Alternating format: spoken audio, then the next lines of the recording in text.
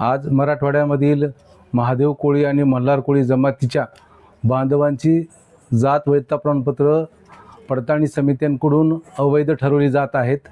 या अनुषंगानं मराठवाड्यातील महादेव कोळी मल्हार कोळी समाज बांधवांना 1911 पूर्वी म्हणजे वैधता प्रमाणपत्र पडताळणी समित्यांकडून सर्व दिली जात होती, पण ती बंद केलेली आहेत.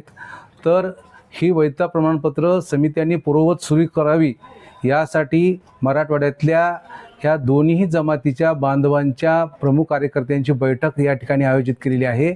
बैठक आयोजित करण्याचा उद्देश हा आहे की मराठवाड्यातील महादेव कोळी मल्हार कोळी समाज बांधवांची एक कोर कमिटी गठीत करणे आणि कोर कमिटीच्या माध्यमातून ह्या बांधवांची वैधता प्रमाणपत्र पूर्ववत सुरू करण्यासाठी मराठवाडा स्तरावर आंदोलनाची भूमिका निश्चित करणे, विभागीय आयुक्त कार्यालयासमोर धरणे आंदोलन असेल, आमरण उपोषण असेल किंवा जे काही ठरेल ते ठरेल, त्या आजच्या ह्या बैठकीमध्ये आमचे समाज बांधव ही आंदोलनाची भूमिका ठरवणार आहेत. आणि या महिन्याच्या शेवटी विभागीय स्तरावर छत्रपती संभाजीनगर येथे कारण मराठवाड्यामध्ये कोळी महादेव आणि कोळी मल्हार या दोन जमाती शेड्यूलमध्ये असलेल्या या बाबतीमध्ये निजामकालीन ब्रिटिशकालीन सगळे पुरावे आहेत. या पुराव्याच्या आधारावर आम्हाला वैधता प्रमाणपत्र देण्यात यावेत, ही आमची मुख्य मागणी आहे. आम्ही नवीन अनुसूचित जमातीच्या यादीमध्ये समाविष्ट करण्याचा आमचा प्रश्न नाही आहे. आम्ही ऑलरेडी अनुसूचित जमातीच्या यादीमध्ये आहेत. फक्त आदिवासी विभागातल्या अधिकाऱ्यांनी षडयंत्र करून आमची वैधता प्रमाणपत्र 2011 पासून थांबवलीत, ती पूर्व देण्यात यावीत.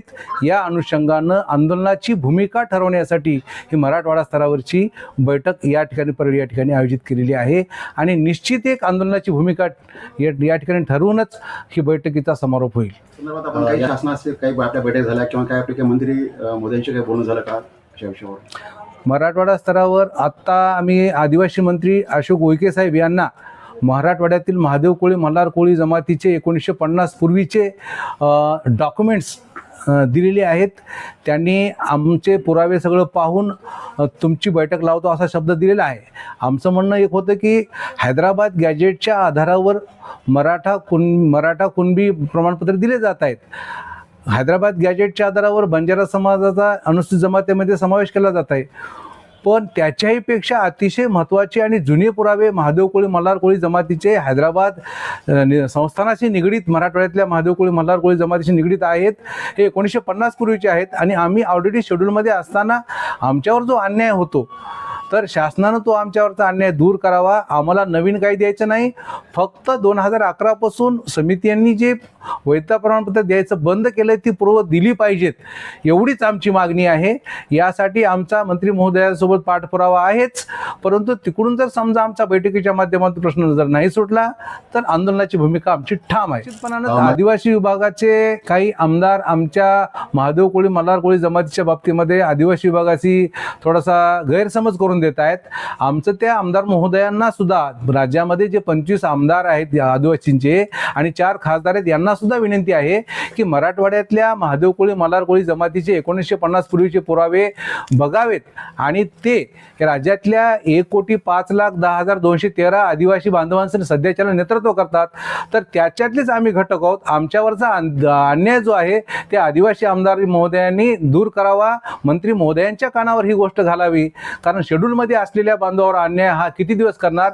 आमची त्यांना पण विनंती आहे की आमचा प्रश्न त्यांनी आमचे लोकप्रतिनिधी म्हणून सभागृहामध्ये मांडावा, मंत्री महोदयासोबत बैठक लावावी आणि प्रश्न आमचा सोडवावा. आम्हाला नवीन आरक्षण मागायची गरज नाही आणि महाराष्ट्र शासन अनुसूचित जाती जमातीमध्ये एखाद्या जातीचा समावेश करू शकत नाही. हा जो अनुसूचित जाती जमातीमध्ये समावेश करण्याचा अधिकार जो आहे तो भारतीय संसदेला आहे. आणि शेड्यूलमध्ये आम्ही ऑलरेडी कोळी महादेव कोळी मला 29 आणि 30 क्रमांकावर आहेत. आमची लोकसंख्या गृहीत धरलेली आहे. आमच्या नावानं बजेट आहे, आमच्या नावानं मतदारसंघ महाराष्ट्राच्यामध्ये 25 मतदारसंघ आरक्षित आहेत. पण आदिवासी विभागातल्या काही अधिकाऱ्यांच्या चुकीच्या संदेशांमुळं आम्हाला वंचित ठेवण्यात येत आहे. तर आमच्यावरचा जो अन्याय आहे तो अन्याय दूर करावा, एवढी आम्ही नवीन काही मागत नाहीत. आम्हाला नवीन समाविष्ट करायची गरज नाही.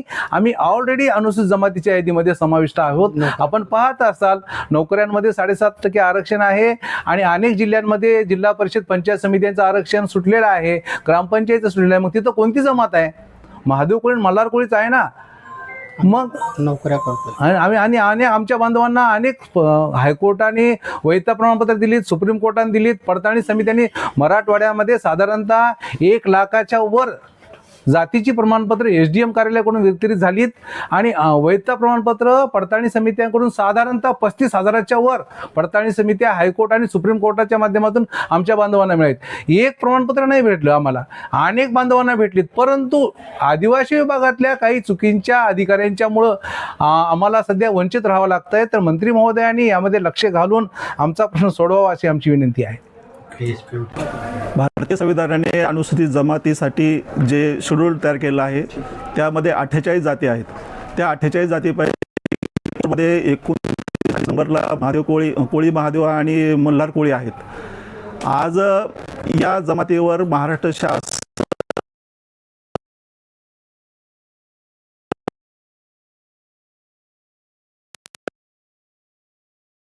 पासून वंचित राहत आहेत आणि हे शिक्षणापासून वंचित राहत असेल तर बेरोजगारी वाढत आहे आणि यामध्ये आम्हाला शासनाकडून आणि प्रशासनाकडून मदत हवी आहे की आम्ही या ठिकाणी ओरिजिनल आदिवासी आहोत.